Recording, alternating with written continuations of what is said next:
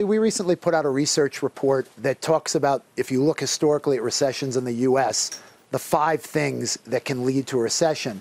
Some of them, like oil shocks or industrial disruptions that were largely due to inventory rebalances, things like that, less prevalent given the way the economy's evolved. But then you get into things like an overheating and inflation. Doesn't seem like that's on the radar screen now.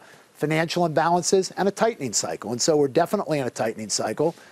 You know, are we? We might have stopped already. They've slowed. They've definitely slowed. But if you listen to our economists are more in the view, they're a little bit more hawkish with respect to next year. In other words, they agree that we're slowing down, but they'd probably say two hikes next year as opposed to well, even tightening the balance sheet itself is tight. Tightening the balance sheet is definitely tight. True. But the 2020, moving towards you know, 2020, the recession forecast. I don't know if that's any better than. I don't know if their guess is any better than my guess at whether 2020 is a recession. Do you think that? What do you think the chance? Do you think it's better than 50-50 that we have a recession next year? In 2020? Yes. I would have told you if you asked me 15% this year, 50% next year. 50. So 50. You think it's even?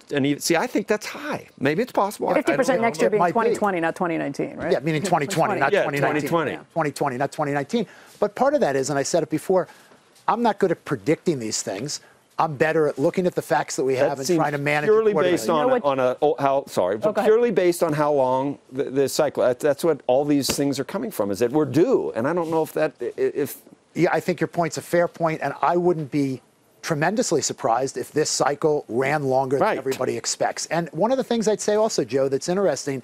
Generally, we don't worry ourselves into a recession. Right.